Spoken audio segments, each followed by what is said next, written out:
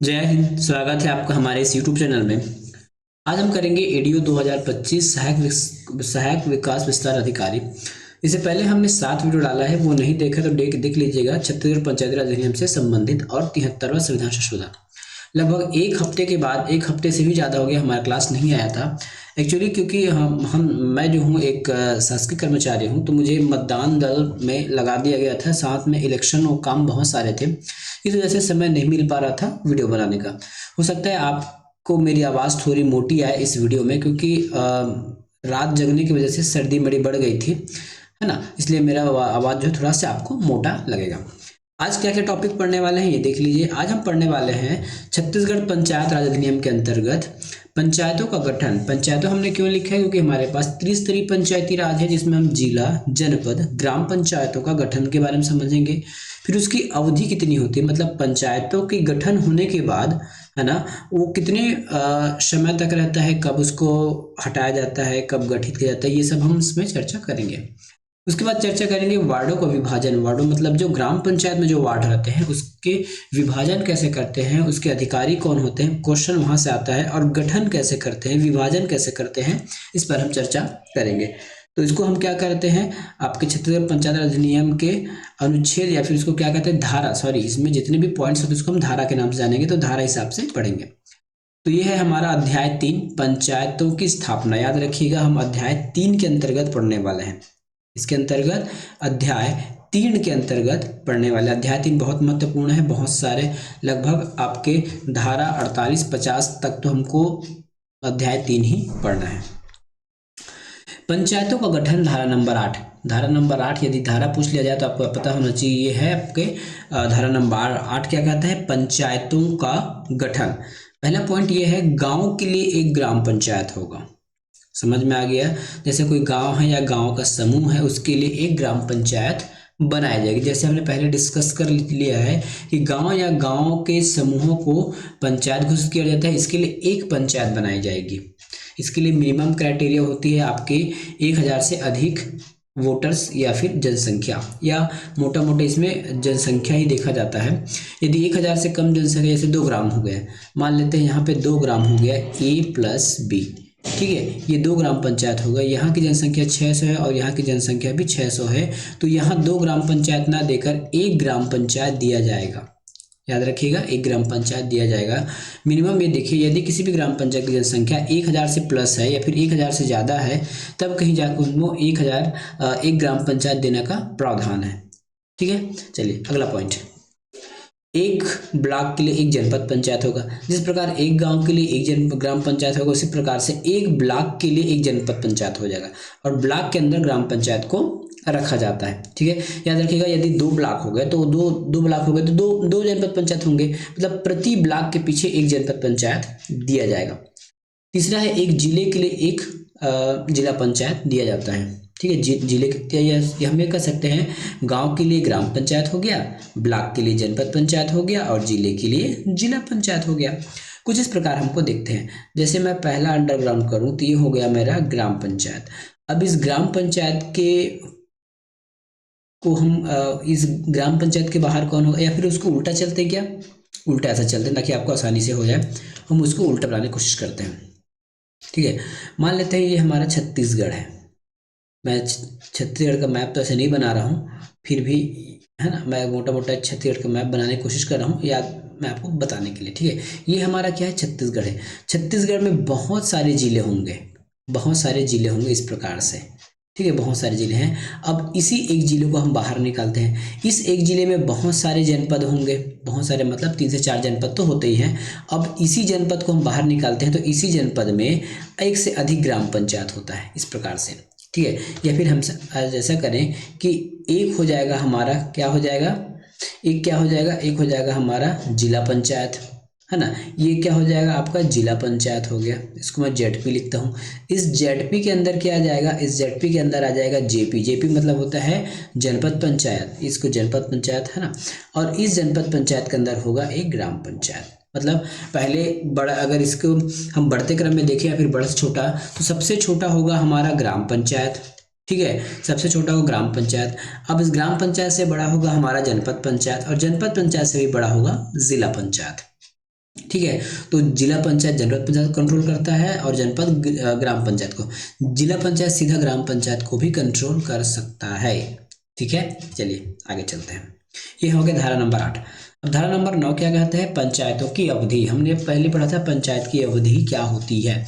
इससे बहुत सारे प्रश्न बनेंगे, ध्यान से सुनिएगा। ठीक है, अब लिखा गया है पंचायतों की अवधि, और पंचायत में कौन होते हैं? वार्ड के पंच होते हैं और सरपंच होते हैं, उप सरपंच होते हैं। तो अवधि जो फिर जो टाइम लिमिट है, जो टाइम लाइन है या अवधि है, वो केवल और केवल पंचायतों की होती है।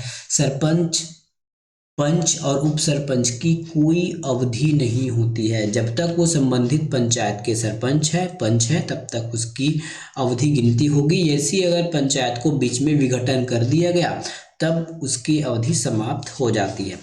लाइन को पढ़िएगा, फिर मैं समझाऊंगा आगे। प्रत्येक पंचायत अपनी प्रथम बैठक के लिए नियत तारीख से 5 वर्ष तक बनी रहेगी। तब तक बनी रहेगी, है ना? कब तक बनी रहेगी? 5 साल तक बनी रहेगी, जब तक उसको हम किसी न किसी कारण से विघटित ना कर दें। मान लेते हैं हमको एक डेट दिया गया था। क्या डेट दिया गया था? आज का ही डेट ले लूँ क्या? आज कौन सा डेट है? आज है हमारे पास 21 है कि 22 है जी? मेरे ख्याल से 21 होगा, 20 होगा। ठीक है, 20 है कि 21 होगा? मेरे ख्याल से 21 होगा। चलिए मैं 20 ही मान लेता हूँ। 20/2/25, यदि 20/2/25 के डेट आज प्रथम बैठक रखा गया। अब प्रथम बैठक कब रखा जाएगा? जब ग्राम पंचायत का पंच, उप सरपंच और सरपंच यदि चुन लिया जाता है, ठीक है, तब हम प्रथम बैठक रखते हैं। इस प्रथम बैठक से 5 साल तक इसकी अवधि होगी। किसकी? पंचायत की। तो अंततः ये कह सकते हैं कि सरपंच भी 5 साल के लिए चुना जाता है, पंच भी 5 साल के लिए चुना जाता है और उप सरपंच भी 5 साल के लिए चुना जाता है। लेकिन ये है, ये अब डायरेक्ट अगर क्वेश्चन पूछा जाए कि पंच, सरपंच, पंच और उप सरपंच का कार्यकाल 5 साल तक के अवधि के लिए होता है, तो ये गलत होगा। ठीक है, यदि इस पंचायत जो 20/2/2025 को गठित हुई थी या फिर जिसका प्रथम बैठक आयोजन हुआ था, वो 5 साल तक ले रहेगा, किन्हीं कारणवश शासन ने इनको 5 साल पूर्व 4 साल में ही विघटित कर दिया किसी कारण से, तब सरपंच, पंच और उप सरपंच केवल और केवल 4 साल के लिए रहेंगे। मतलब इसका कोई फिक्स नहीं होता है।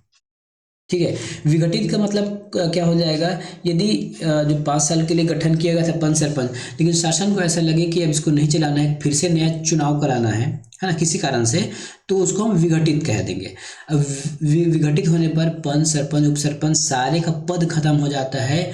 एक मान लो कि वो शून्य हो गए, उसको नौकरी से निकाल दिया गया, ये मान के चलिए, तो उसको हम विघटित कहते हैं। ठीक है, अगला पॉइंट, पंचायत के गठन के लिए चुनाव अवधि समाप्ति से पूर्व। देखिए, यदि अब पंचायत का गठन करना है, सबसे पहला तो हमने एक बार पंचायत गठन कर दिया, ठीक है, अब पुनः नया पंचायत गठन करना है 5 साल के पूर्व, है ना, 5 साल के अंतर्गत, तो उसके लिए बताया गया कि पंचायत गठन के लिए चुनाव अवधि समाप्ति के पूर्व हमको पंचायत का चुनाव करना होता है।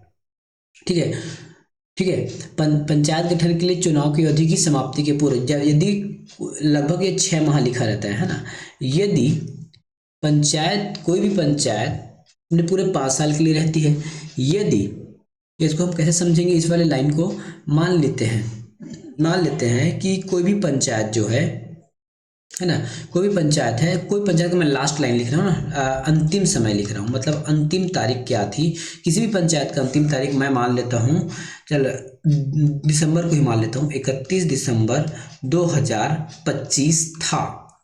लेकिन इस लाइन के अनुसार क्या हो जाएगा, पंचायत गठन के लिए चुनाव अवधि समाप्ति के पूर्व, तो 21/12/2025 आने से पहले, क्या कहा मैंने, कोई एक पंचायत का कार्यकाल था जो 31/12/2025 को खत्म हो रहा था, तो उस 31/12/2025 के पहले ही हमें नए पंचायत का चुनाव कर लेना होगा।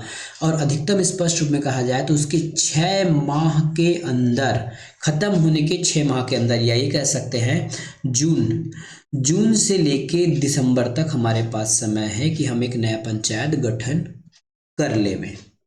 ठीक है, कोई पंचायत चल रही है, पूरे 5 साल के लिए बनी हुई है, 31/12/2025 को उसका लास्ट दिन है, तो उस लास्ट दिन के पहले ही हमको नया पंचायत गठन कर लेना है। ऐसा नहीं है कि वो 31/12/2025 के बाद हमको चुनाव की प्रक्रिया करानी है, ऐसा बिल्कुल भी नहीं होता है। उसके कार्यकाल के समय से पहले, अधिकतम 6 माह लिखा जाता है, लेकिन 2 महीना 3 महीना पहले वो कार्यकाल को उसके नया पंचायत का गठन कर लिया जाता है। अगला, विघटन के बाद 6 माह में परंतु पंचायत की शेष अवधि 6 माह से कम है, वहां कोई निर्वाचन नहीं होगा। जैसे हमने कहा, इस पॉइंट को कैसे समझेंगे, फिर से पढ़िए। निर्वाचन के बाद 6 माह में परंतु पंचायत शेष अवधि 6 माह से कम है, वहां कोई निर्वाचन करना आवश्यक नहीं होगा। अब ये देखिए, जैसे हमने अभी चर्चा किया था कि 31/12/2025 को कोई पंचायत खत्म हो रहा है, ठीक है, ये तो खत्म हो गया, लेकिन शासन के सामने ऐसी कुछ स्थिति आ गई, ऐसी कोई परिस्थिति आ गई है ना, कि उस पंचायत को 1/1/2025 को विघटन कर दिया गया। विघटन या फिर उस पंचायत को विघटित कर दिया गया, सारे मेंबर्स की टेनवर समाप्त हो गया, पंच सरपंच अब अपने पद पर नहीं रहे। तब क्या होगा, क्योंकि अभी भी इसका टाइम लिमिट कब तक है इस पंचायत का, 31/12/25 तक का है, लेकिन अब चुनाव तो कराना पड़ेगा, है ना। तो 1/1/25 में यदि कोई पंचायत विघटित हुआ, या फिर इससे पहले, मैं एक मान के चला हूँ डेट को, या इससे पहले भी यदि किसी पंचायत को विघटित कर दिया गया है, तो 6 माह के अंदर हमको नया चुनाव कराना ही होगा। 6 माह के अंदर ये चुनाव कराना ही होगा, ये लिखा है, देखिए, विघटन के बाद 6 माह के अंदर, ठीक है, यदि विघटित हो गया तो 6 माह के अंदर आपको चुनाव कराना ही होगा। यहाँ मैंने 6 माह नहीं लिखा था, क्योंकि यदि अपने समाप्ति तक अगर किसी को रखना है, किसी पंचायत को विघटित नहीं करना है, समाप्ति तक चलाना है, तो यथास्थिति उसके समाप्ति के पूर्व आप इसको नया चुनाव करा सकते हैं। लेकिन इस जो स्टेटमेंट जो पढ़े, यदि इनकेस यदि विघटन कर दिया गया और विघटन करने के बाद हमको 6 माह में चुनाव कराना होगा। पहला स्थिति ये था, यदि 1/1/2025 को विघटित कर दिया।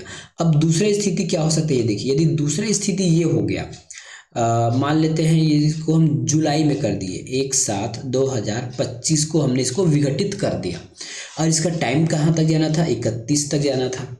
लेकिन क्या ये 6 महीने से कम बचा है कि ज़्यादा बचा है, ये जो 1/7/2025 को यदि हम इसको विघटित करते हैं, एक साथ मान लेते हैं, ये 20 मान लीजिए, 20/7/2025 को हमने इसका विघटन कर दिया पंचायत का, तो हमारे पास 6 महीने से भी कम शेष बचा हुआ है ना। तो यहाँ हमको पुनः चुनाव कराने की आवश्यकता नहीं होगी। देखिए, इस 1/1/25 में यदि विघटित करते हैं, तो यहाँ जो चुनाव होगा उसको हम उपचुनाव बोलेंगे, उपचुनाव कहेंगे। लेकिन 20/7/2025 को यदि कोई पंचायत को विघटित किया जाता है, जिसका टाइम लिमिट था 31/12/2025, तब की स्थिति में हमको उपचुनाव कराने की आवश्यकता नहीं पड़ेगा, क्योंकि ऑलरेडी उसके पास 6 माह से कम समय बचा हुआ है। समझ नहीं आएगा तो एक बार क्वेश्चन कर लीजिएगा, या फिर 2 बार देखिएगा, आपको समझ में आ जाएगा। अगला पॉइंट का है, कार्यकाल की समाप्ति के पूर्व उसके विघटन पर गठित पंचायत केवल उस अवधि के भाग के लिए बनी रहेगी। इसका मतलब क्या है, अभी हमने देखा है, यदि किसी पंचायत को हम 1/1/2025 को विघटन के पश्चात कोई नया चुनाव कराते हैं, और उस पंचायत का एग्जैक्ट डेट कब था, 31/12/2025 को, ठीक है। यदि इस कंडीशन नंबर 1 के हिसाब से 1/1/2025 को किसी पंचायत को हमने विघटित किया, उसके बाद यथास्थिति 1-2 महीने में हमने चुनाव करा लिया, मान लेते हैं 3-4 मान लेता हूँ, अप्रैल मान लेता हूँ, है ना, 3-4/2025 तक ये 1/12/2000 को क्या हो गया, विघटन हुआ, और 3-4/2025 को एक पंचायत बनकर तैयार हो गया। तो क्या ये पंचायत पूरे 5 साल के लिए रहेगी? बिल्कुल नहीं। यदि इनकेस हम किसी पंचायत का विघटन करते हैं, याद रखिएगा ये विघटन के केस पे होगा, यदि किसी पंचायत को विघटित कर दिया गया है तो उसमें उपचुनाव होगा। देख, कंडीशन ये होता है, यदि हमने विघटन कर दिया, 6 माह से कम समय बचा है, तो उपचुनाव कराने की आवश्यकता नहीं पड़ती है, ठीक है। लेकिन 6 माह से ज़्यादा अगर बच गया समय, तो हमको उपचुनाव कराना पड़ेगा, और यदि उपचुनाव करेंगे तो इसकी जो अवधि होगी वो 31/12/2025 तक ही होगी, पुनः 5 साल के लिए नहीं होगा, ठीक है। याद रखिएगा, उपचुनाव केवल शेष कार्यकाल के लिए रहती है, और जो आम चुनाव है वो पूरे 5 साल के लिए रहता है। फिर से पढ़ रहा हूँ, कार्यकाल की समाप्ति के पूर्व यदि विघटन हो गया तो उसमें उपचुनाव होगा, पहला कंडीशन यदि विघटन हो गया तो देखेंगे कि 6 महीना का अधिक समय है तो उपचुनाव होगा, और उपचुनाव होगा तो शेष कार्यकाल के लिए होगी, और यदि 6 महीना से कम समय बचा है तो इलेक्शन का अधिकार सकता ही नहीं है, उसको तो हम आम चुनाव में ले लेंगे, ऐसा इसका कहना है। ठीक है, तो ये कौन सा था, पंचायतों की अवधि, धारा नंबर 9। कई बार धारा से भी प्रश्न आते हैं तो धारा आपको भी याद रहना चाहिए, वैसे हम धारा बाद में रट लेंगे।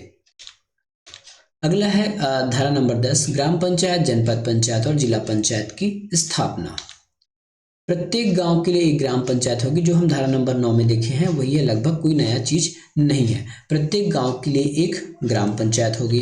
ठीक है, राज्यपाल अधिसूचना द्वारा जिले को खंडों में विभाजित करेंगे, मतलब जिला में एक से अधिक खंड बनाएंगे और उसको हम जनपद पंचायत कहेंगे। प्रत्येक जिले के लिए एक जिला पंचायत होगी, बशर्ते प्रत्येक नगर पालिका, नगर परिषद या फिर नगर पंचायत अपने अधिकार क्षेत्र के भीतर एक अलग प्रशासनिक आयोग। इसका मतलब यह है जैसे जिला पंचायत है ना, तो जिला पंचायत का मुख्यालय लगभग जिस नाम से शहर होता है वहीं उसका दिया जाता है जिला पंचायत। जैसे जिला पंचायत रायपुर हो गया, दुर्ग हो गया, तो उसका मुख्यालय दुर्ग में होगा। लेकिन वहाँ की जो नगरीय निकाय है, नगर निगम है, नगर परिषद होंगे, वो उस जिला पंचायत के कंट्रोल में नहीं आएगी। उसके लिए अलग से प्रशासक या फिर आयुक्त लोग या सीएमओ लोग होते हैं उस चीज को देखने के लिए। इसका कहने का मतलब बस ये है, ज़्यादा कुछ खास इसमें है नहीं। मेनली हमारे पास देखना है धारा नंबर 11 क्या चीज़ है, पंचायतों का निगमन। पंचायतों का निगमन का मतलब जितने भी हमने पंचायत बनाए हैं, ग्राम पंचायत, जिला पंचायत और जनपद पंचायत, है ना, उसका एक वो सामूहिक उसका पहचान होगा। सामूहिक पहचान का मतलब होता है उसका एक कार्यालय होगा, उसका मोहर होगा, उसमें एक मुखिया बैठेगी, है ना, वो अपने कार्य के लिए स्वतंत्र होगा। इसी का मतलब होता है पंचायतों का निगमन। पढ़ना चाहे तो पढ़ लीजिए, सेम वही लिखा है। प्रत्येक ग्राम पंचायत, जनपद पंचायत और जिला पंचायत निगमित निकाय होगी जिसका शासन उत्तराधिकार होगा, मतलब कोई अधिकारी बैठेगा। एक सामान्य मुहर होगी जिसमें जिला पंचायत सीओ वगैरह लिखा रहता है, वो होगा, है ना। और यहाँ तक कि जनपद पंचायत, ग्राम पंचायत में भी सचिव होते हैं तो उसका एक सील होगा। अपने संपत्ति अर्जित कर सकती है, मतलब ग्राम पंचायत, जिला पंचायत आवश्यकता अनुसार टैक्स लगा सकती है। ठीक है, संविदा रखने मतलब कुछ भी कार्य करने के उसके पास पावर होगा। ये है उसका निगमन। क्वेश्चन में आने की संभावना इसका नहीं है, फिर मैं आपको बता दिया क्योंकि मैं कुछ भी छोड़ना नहीं चाहता। अब आता है हमारे पास मेनली हम पढ़ने वाले हैं ग्राम पंचायतों का वार्डों में विभाजन। आगे स्लाइड पढ़ने से पहले हम एक चीज पर यहाँ पे हम चर्चा करने की कोशिश करेंगे। ये हमारा एक गाँव है, क्या है, गांव है, ए नाम से गांव होते हैं। अब इस गांव को हमको वार्ड में विभाजन करना होगा। इस गांव को हमको क्या करना होगा, वार्ड में विभाजन करना होगा। तो हम पहले छोटे छोटे गांव घर बना लेते हैं। ये घर हो गया, तो यहाँ से हमको एक वार्ड मिल गया। उसी प्रकार से यहाँ भी एक लगातार क्रम में घर होगा, है ना, तो ये वार्ड नंबर 2 हो गया। और ये यहाँ पे कुछ हमको घर मिलेगा, है ना, तो ये वार्ड नंबर 3 हो गया। कुछ सो ऑन, कुछ इस प्रकार से इसकी कार्यक्रम चलते रहेंगे और हम यहाँ पे वार्ड बनाते रहेंगे। तो ग्राम पंचायत पहले क्या हो गया, हमने ग्राम पंचायत बना। अब एक गांव को हमने वार्डों में विभाजित कर दिया। ठीक है, वार्डों में विभाजित कर दिया। अब देखिए क्या लिखा है, प्रत्येक ग्राम पंचायत क्षेत्र को कलेक्टर के द्वारा, ये प्रश्न आया जाएगा कि ग्राम पंचायत को वार्डों में विभाजन करने का पावर किसके पास है, तो कलेक्टर के पास है। याद रखिएगा, ग्राम बनाने का अधिकार राज्यपाल के पास है। किसी भी क्षेत्र को ग्राम घोषित करना, है ना, ये कलेक्टर, ये राज्यपाल के पास पावर है। लेकिन उस ग्राम में वार्डों को बनाना, वार्डों का विभाजन करना, ठीक है, ये कलेक्टर का काम है। ठीक है, यहाँ पे कंफ्यूजन मत होइएगा, शुरू से मैं बताते आ रहा हूँ, है ना। ग्राम कौन बनाता है, राज्यपाल बनाता है, और गांव के अंदर वार्ड कौन बनाएगा, वो कलेक्टर बनाएगा। ठीक है, कलेक्टर या फिर कलेक्टर द्वारा प्राधिकृत अधिकारी, विहित प्राधिकारी या फिर प्राधिकृत अधिकारी, ऐसा कुछ लिखा रहता है। लेकिन एग्जाम में अगर आएगा तो आपको कलेक्टर लेना है। कई बार आप, क्योंकि क्वेश्चन का लेवल थोड़ा बढ़ रहा है, तो कलेक्टर के साथ साथ आपको लिख सकते हैं कलेक्टर द्वारा प्राधिकृत अधिकारी या विहित अधिकारी, ऐसा भी लिखकर आ सकता है। ठीक है, तो प्रत्येक गांव को वार्डों में विभाजित किया जाएगा। कितने वार्ड में, ये फिक्स है ना, मिनिमम कम से कम 10 वार्ड बनेंगे एक गांव में। यदि एक गांव में 1000 वोटर है, मान लेता हूँ 1000 वोटर है, या 500 वोटर है, 700 वोटर है, तो मिनिमम 10 वार्ड तो बनाना ही है। और अधिकतम कितना कर सकते हैं, 20 वार्ड, 20 से ज्यादा नहीं होगा। याद रखिएगा, 10 से कम नहीं होगा और 20 से ज्यादा भी नहीं होगा। ठीक है, न 10 से कम होगा न 20 से ज्यादा। क्वेश्चन ही पूछता है आपको कि ग्राम पंचायत में अधिकतम कितने वार्ड बनाए जा सकते हैं, तो अधिकतम 20 वार्ड बना सकते हैं। मिनिमम कितने वार्ड बनाए जा सकते हैं, तो मिनिमम 10 वार्ड बना सकते हैं, है ना। तो वार्ड आपको मिनिमम 10 करना है और मैक्सिमम 20, इससे ज़्यादा नहीं होगा और 10 से कम होगा नहीं। 16, 17, 18 कितना हो सकता है, 11 हो सकता है, 12 भी हो जाएगा, है ना। 10 से 20 तक जो आप लिखना चाहें, है ना, जितने वार्ड बनाना चाहें तो बना सकते हैं। ठीक है, सबसे पहले के लिए यदि ग्राम पंचायत छोटा है तो उसमें 10 वार्ड बना दीजिए। यदि ग्राम बड़ा है ना, 1000 से अधिक है, किसी भी गांव की जनसंख्या 1000 से अधिक है तो 20 वार्ड बनाया जा सकता है। अब इस प्रश्न को कैसे घुमा के पूछेगा ना, मैं आपको बता रहा हूँ। यदि एग्जामिनर यदि इसको घुमा के पूछने का उसको मन किया, है ना, क्योंकि कूट वाले प्रश्न आजकल बहुत ज़्यादा आते हैं, कूट वाले प्रश्न आते हैं तो पूछ सकता है कि कलेक्टर किसी गांव को 10 वार्ड में बांट सकता है। लेकिन यदि 1000 से अधिक 1000 से अधिक जनसंख्या है तो उसको अधिकतम 20 वार्ड में बांटा जाएगा। पूरा स्टेटमेंट आपको लिख के दे दिया जाएगा। हो सकता है इस 1000 की जगह आपको 2000 लिख के दे दे, 3000 लिख के दे दे, तो यहाँ आपको फंसना नहीं है। बस एक बात से याद रखिएगा, ग्राम कौन बनाया है, राज्यपाल बनाया है। ग्राम को वार्डों में विभाजन कौन किया है, कलेक्टर किया है। अब कलेक्टर कितने वार्ड बना सकता है, मिनिमम वो 10 वार्ड तो बना ही सकता है, लेकिन उसको ऐसा लगता है कि 1000 से अधिक जनसंख्या है तो उसको 20 तक भी ले सकता है। वो जरूरी नहीं है कि 20 वार्ड बनाना है, वो 15 तक भी खुश हो सकता है यदि जनसंख्या कम है तो। ठीक है, तो 15 बना सकता है, 16 बना सकता है और 20 बना सकता है जनसंख्या के हिसाब से। किसी किसी ग्राम पंचायत की जनसंख्या तो 5000 भी हो गया है, तो उस केस में 20 वार्ड बनना ही है। ठीक है, वार्डों की कुल संख्या 20 से अधिक नहीं होगी, देखिए लिखा है, और प्रत्येक वार्ड की जनसंख्या यथासंभव प्रत्येक समान होगी। इसका कहने का मतलब है जैसे वार्ड नंबर 1 है, यदि यहाँ की जनसंख्या 100 है तो यहाँ की जनसंख्या एकदम अचानक से 200 नहीं होगा, यथास्थिति समान रखना है। तो ये हो सकता है 110 हो सकता है, 100 भी हो सकता है, 90 भी हो सकता है ना। जैसे वार्ड नंबर 1 है, यहाँ की जनसंख्या 100 है, तो वार्ड नंबर 2 है, वहाँ की जनसंख्या 90 भी हो सकती है या फिर 110 भी हो सकती है, लेकिन एकदम ज़्यादा डिफरेंस नहीं होगा। यहाँ लिखा है ना यथासंभव प्रत्येक करना है, क्योंकि वार्ड को आप जैसे जब भी वार्ड बनता है ग्राम पंचायत में तो प्रत्येक व्यक्ति के हिसाब से नहीं बनता, वहाँ जितने भी मकान नंबर हैं, मकान या फिर घर है, उसके हिसाब से बनता है। हो सकता है इस घर में 4 लोग हो या 5 लोग हो तो थोड़ा बहुत ऊपर नीचे हो सकता है, लेकिन वार्ड जो है घरों को लगातार क्रम में देखकर बनाया जाता है। ठीक है, चलिए अगला क्या है हमारे पास, ग्राम पंचायतों का गठन। हम तो पढ़ ही रहे हैं, प्रत्येक ग्राम पंचायत में निर्वाचित पंच और सरपंच शामिल होंगे। ठीक है, तीसरा पॉइंट क्या है इसमें, प्रत्येक ग्राम पंचायत, जो ग्राम पंचायत बन रहा है उसमें एक निर्वाचित पंच होगा जो वार्डों से चुना जाएगा। जो हमने वार्ड बनाया है ना, यहाँ पे हमने वार्ड बनाया था ना, इस प्रकार से हमने यहाँ इस प्रकार से वार्ड बनाया था, यहाँ पे गांव बनाया था, सॉरी क्या बनाया था, यहाँ पे घर बनाया था और ये वार्ड नंबर 1 कहलाया था। उसी प्रकार ये वार्ड नंबर 2 था। तो इस वार्ड के लिए पंच को चुना जाएगा। क्या चुना जाएगा, इस वार्ड के लिए पंच चुना जाएगा, और पूरे ग्राम पंचायत के लिए सरपंच चुना जाता है। ठीक है, वार्डों के लिए पंच चुना जाएगा और ग्राम पंचायत के लिए सरपंच शामिल होगा।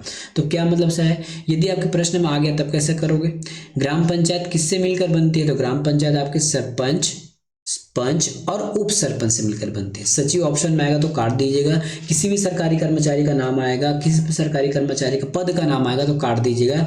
ग्राम पंचायत केवल, हाँ ग्राम सभा आए तो भी काट दीजिएगा कि ग्राम पंचायत का गठन केवल पंच, सरपंच और उप सरपंच से ही होता है। ठीक है, चलिए आगे बढ़ते हैं।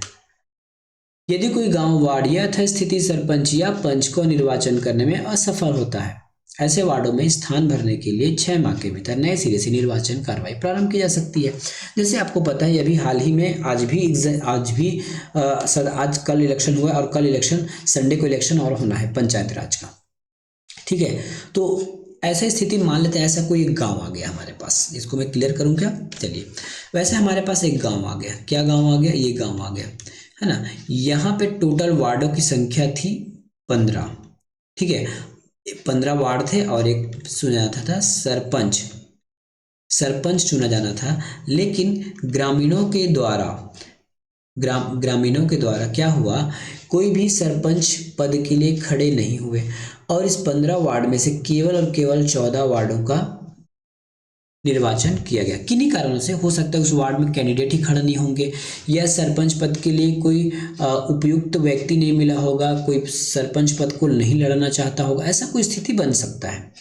ठीक है, तब की स्थिति में क्या होगा, 6 माह के भीतर नया चुनाव की कार्रवाई होगी। ऐसा नहीं कि दूसरे दिन ही हो जाएगी, यहाँ पे लिखा है ना, यदि किसी पंचायत में पंच और सरपंच का चुनाव नहीं होता है किसी भी कारण से, है ना, टोटली यदि कुछ पंच बच गए हैं, कुछ सरपंच बच गया, पूरा पूरा बच गया, तो 6 महीने बाद फिर से चुनाव की जाएगी।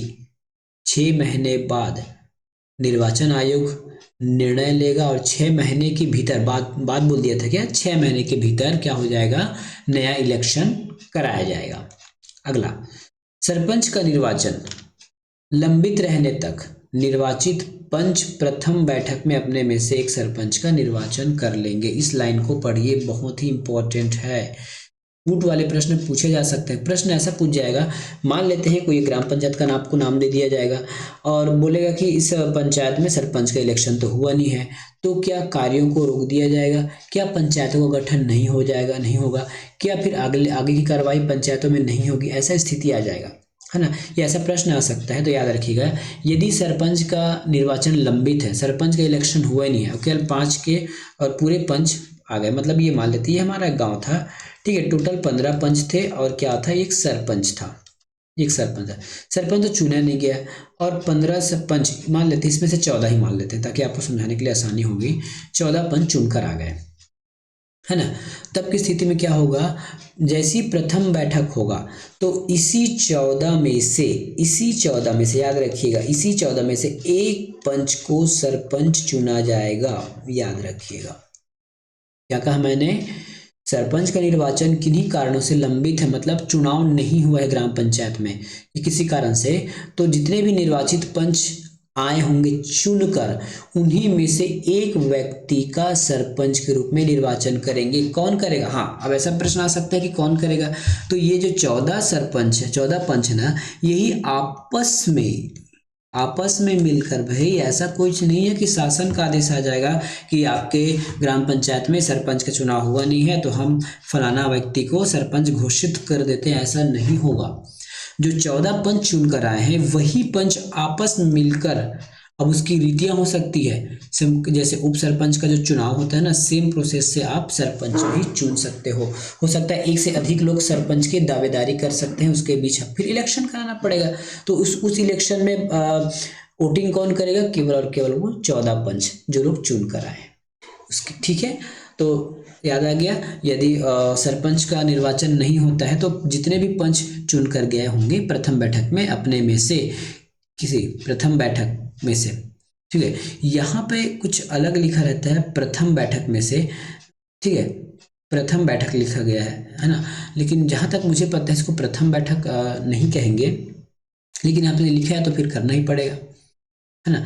प्रथम बैठक में से किसी को अपने में से चुनाव कर लिया जाएगा।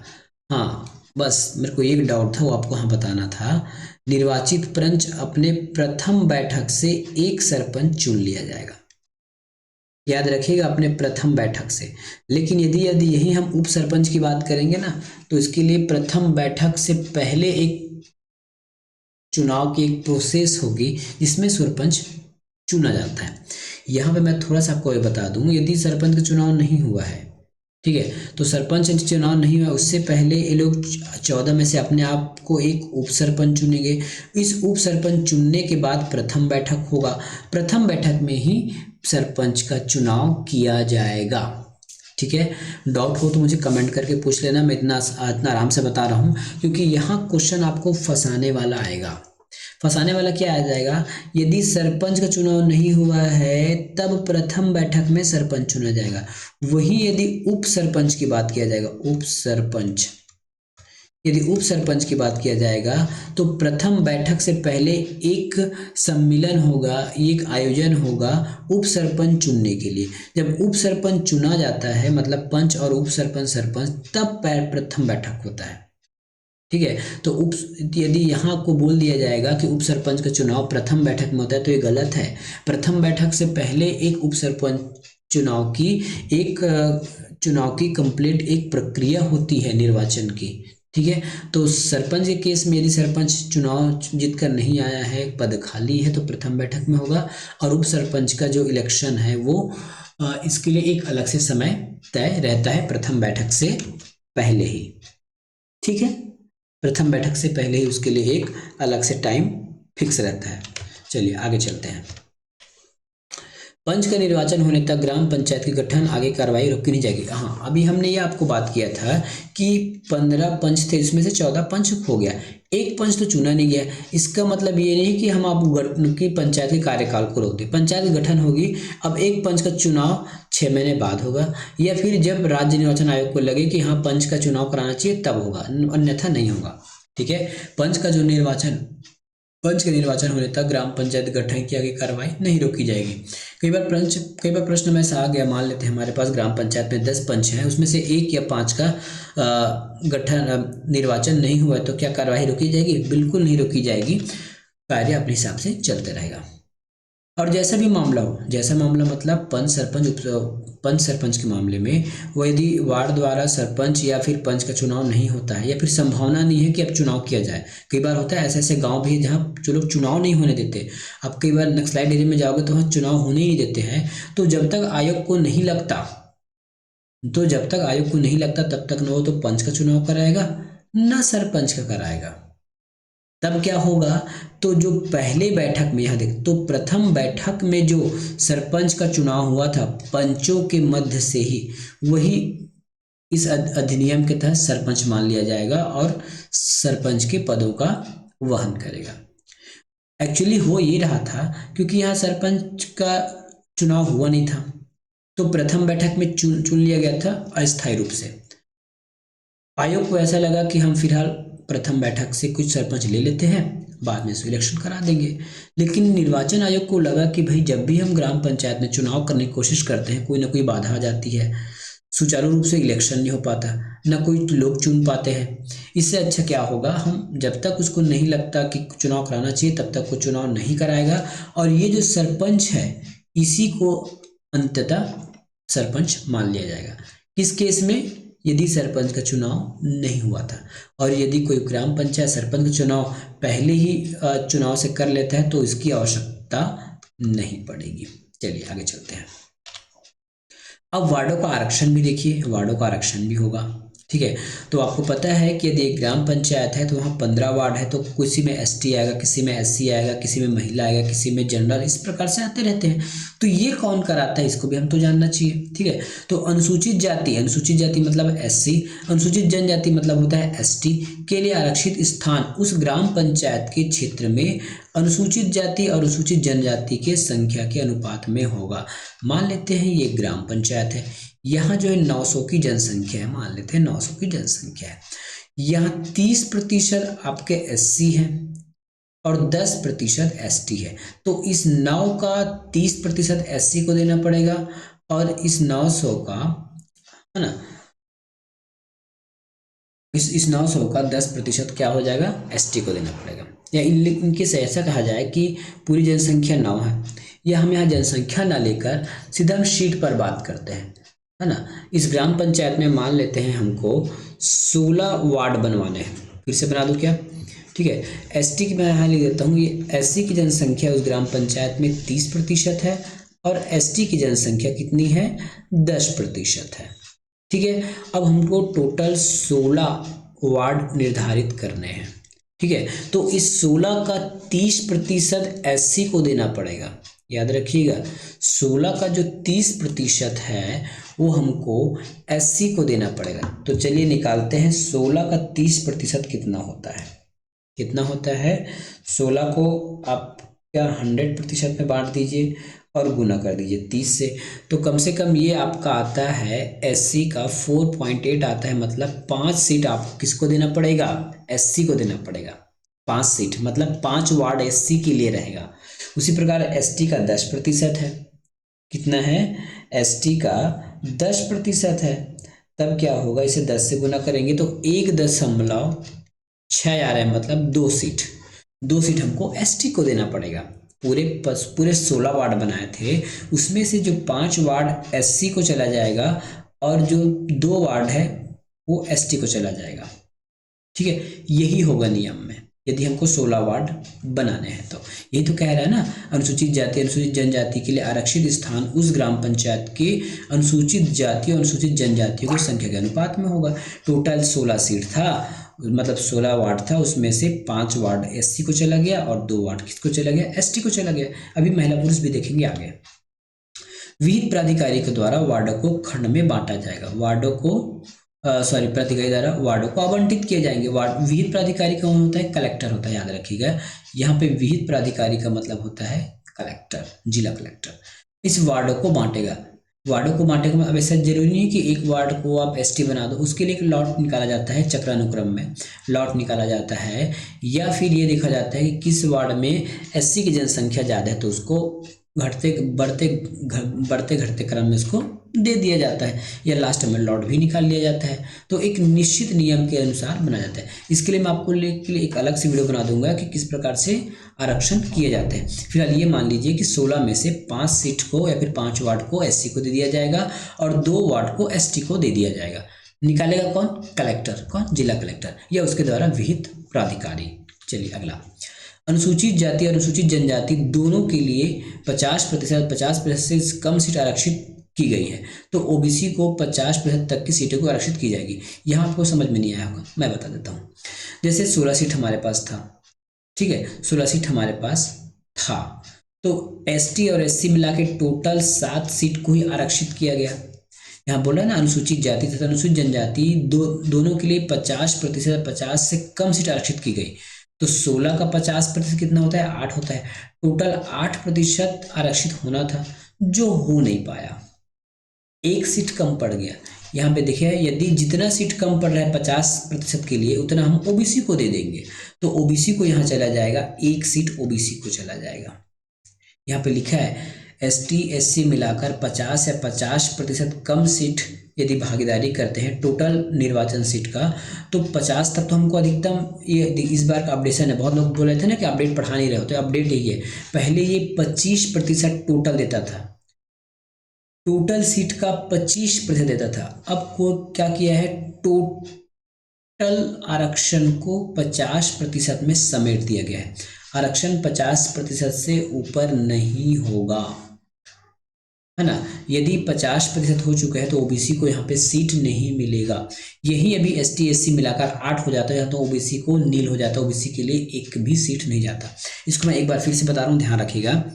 अभी हमने देखा था एससी को 7 सीट चला गया था और एसटी को 2 सीट चला गया था। टोटल हमारे पास सीट था 16। लाइन्स पढ़िएगा, अनुसूचित जाति अनुसूचित जनजाति दोनों के लिए 50% या फिर कम सीट आरक्षित की गई। कितनी आरक्षित? इससे 5 था क्या जी? 5 था ना, तो टोटल 7 सीट आरक्षित की गई। तब हमको अधिकतम जो आरक्षण है 50% देना है। कितना सीट कम पड़ रहा है? एक सीट कम पड़ रहा है, तो एक हम ओबीसी को दे देंगे। यही यदि 8 हो जाता तो ओबीसी को एक भी सीट नहीं जाता। यही सीट यदि 8 हो जाता, ठीक है, तो ओबीसी को एक भी सीट नहीं जाता। तो क्वेश्चन में यही इस साल का अपडेशन है, इस साल का संशोधन है। पहले ये 25% था। नियम ये था यदि एसटी एससी ओबीसी को 50% नहीं होता है तो ओबीसी को टोटल सीट का 25% दिया जाता। यदि पुराने नियम के अनुसार से चलें तो 16 का 25% कितना होता है? 16 का 25% होता है 4। तो पुराने नियम के अनुसार से हमको ओबीसी को 4 सीट देना पड़ता, लेकिन नए नियम में क्या किया गया है? 50% तक खत्म कर दिया गया है आरक्षण को। समझ में आ गया? चलिए आगे बढ़ते हैं। ऐसी सीटें कलेक्टर द्वारा निर्धारित तरीके से उस ग्राम पंचायत के विभिन्न वार्डों के लिए चक्रानुक्रम मतलब बदल कर आवंटित की जाएंगी। इसको हम लॉट के द्वारा भी मानते हैं। अब देखिए, अनुसूचित जातियां ओबीसी और अनुसूचित जनजाति के लिए जो आरक्षित सीट कुल 50% महिलाओं के लिए आरक्षित होगी। अभी हमने क्या किया था? एससी के लिए हम कितना सीट दिए थे? 5 सीट दिए थे। एसटी के लिए कितना सीट दिए थे? 2 सीट दिए थे। और ओबीसी के लिए कितना दिए थे? 1 दिए थे। तो क्या कहा गया है? अनुसूचित जाति ओबीसी और अनुसूचित जनजाति की आरक्षित सीटों में से कुल 50% महिला को देना होगा। तो इसका 50% क्या हो रहा? एससी के लिए 5 था, इसका आधा हो जाएगा 2.5, तो हम 2.5 ना लेकर सीधा 3 ले लेंगे, तो 3 महिला को चला जाएगा। ठीक है, 3 किसको चला जाएगा? फीमेल। यहाँ लिख दूँ क्या? फीमेल को चला जाएगा। एसटी का 2 है ना, तो 2 का आधा हो जाता है 1 महिला को चला जाएगा। और ओबीसी में 1 है तो ये 1 महिला को ही चला जाएगा। तो जनरल कौन कौन से हुआ? जनरल मतलब इसमें महिला पुरुष दोनों लड़ सकती है। 3 2 5, ये 1 और ये 0। ठीक है, तो एससी में 3 सीट महिला तो 2 सीट जनरल, इसमें महिला पुरुष दोनों लड़ सकते हैं। उसी प्रकार एसटी का 2 सीट था तो 1 फीमेल और 1 मुक्त हो जाएगा। जनरल मतलब मुक्त, मान लीजिए इसको मुक्त, इसमें महिला पुरुष दोनों आ सकते हैं। और ओबीसी, ठीक है, ये ओबीसी है तो ओबीसी में एक सीट था तो एक सीट महिला को चला गया और मुक्त 0 हो गया। ठीक है, इतना बात समझ लीजिए। कब के केस में हो गया, ये हम टोटल 8 सीट को आरक्षित कर लिए, फिर भी हमारे पास अभी भी 8 सीट बचे हुए हैं, टोटल 16 सीट था, 8 सीट हमारे पास बचा हुआ है। अब आगे देखिए, प्रत्येक ग्राम पंचायत में प्रत्यक्ष निर्वाचन द्वारा भरे जाने वाले कुल पदों का कम से कम आधा महिला को आरक्षित होगी। दो बात कहा गया है, टोटल कितना सीट भरना था, 16 सीट भरना था। तो प्रत्यक्ष निर्वाचन से भरे जाने वाले कुल पद कितने पद, 16 पद, 16 पद के आधे महिला के लिए आरक्षित होगा। टोटल 8 सीट महिला को देना पड़ेगा। हम यहाँ कितना महिला को दे रहे हैं, 3 2 4, 3 2 5, 5 सीट हम महिला को दे रहे हैं, 3 और कम पड़ रहा है, तो बाकी जो 8 सीट जो हमारे जनरल थे, यहाँ से भी आपको आधा सीट महिला को देना पड़ेगा। यहाँ से आधा देंगे तो 4 हो जाएगा, तो 4 5 4 9 सीट सीधे महिला को चली जाएगी। ठीक है, 5 सीट सीधी और सीधे महिला को चला जाता है। देखिए एज पर रूल अगर देखा जाए तो मेरा जैसे मानना है इस नियम के अनुसार, इस नियम में जो लिखा है उसके अनुसार, इस नियम में लिखा है उसके अनुसार क्या होना था, प्रत्यक्ष निर्वाचन के आधार पर आधा सीट हमको महिला को देना है। तो ऑलरेडी हमने SC SC OBC मिलाकर 5 सीट तो दे दिया है, किसको, महिला को। ठीक है, 5 सीट हमने महिला को तो दे दिया है, तो ये जो जनरल बच रहा है 8 सीट, यहाँ से केवल 3 सीट आना चाहिए था, तो ये 5 3 8 हो जाएगा। लेकिन अभी के जो मैं देखूँ, जो से मैंने आरक्षण ड्यूटी किया है उसके हिसाब से इस 8 का भी आधा कर दिया गया है 4, और इस हिसाब से इसको 9 सीट दिया जा रहा है। ठीक है, तो इस प्रकार से फिलहाल की कैलकुलेशन बैठ रहा है। चलिए, मतदान करने तथा उम्मीदवार बनने का योग्यता क्या होना चाहिए, सिंपल है, क्वेश्चन में आने की संभावना नहीं है, फिर भी पढ़ लीजिए। प्रत्येक व्यक्ति जिसका नाम किसी गांव के मतदाता सूची में सम्मिलित है वोट देने के लिए योग्य होगा। उसके क्षेत्र में यदि गांव शामिल है तो वो पंचायत के पदाधिकारी निर्वाचित होने के लिए अर्हत होगा। ठीक है, क्या कहा गया है, कोई भी व्यक्ति है जिसका नाम उस गांव के मतदाता सूची में आता है तो वो वोट दे सकता है। ठीक है ना। पंचायत का पदाधिकारी निर्वाचित हो सकता है, मतलब वो क्या बन सकता है, सरपंच बन सकता है, पंच बन सकता है। इसका मतलब ये है यदि आपका नाम उस गांव के वोटिंग लिस्ट में होगा तभी आप वोट दे पाओगे और पंच और सरपंच का चुनाव लड़ पाओगे। जब तक उस गांव की मतदाता सूची में आपका नाम नहीं होगा ना तो आप वोट दे पाओगे, ना ही पंच सरपंच का निर्वाचन चुनाव लड़ पाओगे। ये तो कहा गया इसमें एक लाइन में। एक साथ सदस्यता का प्रतिषेध ग्राम पंचायत के मामले में देखते हैं। कोई भी व्यक्ति किसी पंचायत के पदाधिकारी के रूप में निर्वाचन होने के लिए एक से अधिक निर्वाचन वार्डों से चुनाव लड़ने के लिए पात्र नहीं होगा। कहने का मतलब है हमारे पास एक गांव है, यहाँ पे क्या क्या पद होगा, एक सरपंच का पद होगा और वार्ड पंच का पद होगा। वार्ड की संख्या हमने 16 माने तो 16 मान लेते हैं। कोई एक व्यक्ति है ए नाम का, तो ये क्या कर सकता है, वार्ड क्रमांक 1 और वार्ड क्रमांक 2, इन दोनों से यदि ये चाहे कि मैं पंच लड़ूं तो ये संभावना नहीं है, ये गलत हो जाएगा, है ना। ये इसके लिए योग्यता नहीं है। वो जिस वार्ड का है उसी वार्ड से वो पंच लड़ सकता है या अन्य वार्ड से भी लड़ सकता है। ऐसा कोई जरूरी नहीं है कि एक वार्ड का व्यक्ति अन्य वार्ड में चुनाव नहीं लड़ सकता, ऐसा कुछ भी नहीं है। याद रखिएगा, यदि मैं वार्ड क्रमांक 1 में आता हूं तो वार्ड क्रमांक 2 से भी मैं नामांकन भर सकता हूं। ठीक है, वार्ड क्रमांक 2 से भी नामांकन भर सकता हूं, लेकिन एक साथ यदि मैंने वार्ड क्रमांक 1 और वार्ड क्रमांक 2 में नामांकन भर दिया है तो नाम वापस लेने के दिन मुझे किसी एक से वापस लेना पड़ेगा। अगर मैंने वापस नहीं लिया तो दोनों वार्ड से मेरा नाम कट जाएगा, मतलब मैं इलेक्शन नहीं लड़ पाऊंगा। सबसे बड़ी बात, यदि आपकी भूल हो रही तो याद रखिएगा, क्वेश्चन यदि आ गया कोई एक व्यक्ति, आपका नाम यदि वार्ड नंबर 1 में है तो आप उस गांव किसी भी वार्ड से चुनाव लड़ सकते हैं। हाँ, ऐसा हो सकता है यदि आप वार्ड नंबर 1 में हैं तो 1 के साथ साथ आप सरपंच का भी चुनाव लड़ सकते हैं। इसके लिए आप दोनों जगह से नामांकन कर सकते हैं, सरपंच के लिए भी और एक वार्ड से पंच के लिए भी। आपको इसमें नाम वापस लेने की आवश्यकता नहीं पड़ेगा क्योंकि पद अलग अलग है। तो एक व्यक्ति पंच और सरपंच दोनों का लड़ाई लड़ सकता है, लेकिन जीतने के बाद उसको किस में रहना है ये लिख के देना पड़ेगा कि यदि वो पंच में जीत गया और सरपंच दोनों में जीत गया तो किसी एक को उसको चुनना पड़ेगा। ठीक है, चलिए तो आज का कार्यक्रम यहीं तक है, मिलेंगे नेक्स्ट वीडियो में। धन्यवाद। कहीं भी डाउट होगा तो क्वेश्चन करके पूछ लीजिएगा, हिचकिचाइएगा मत, मैं दोबारा भी बता दूंगा। वैसे ये बेसिक क्लास है, जब इसका क्वेश्चन करेंगे तो उसको और डिटेल से बताएंगे। मिलेंगे नेक्स्ट वीडियो में। धन्यवाद।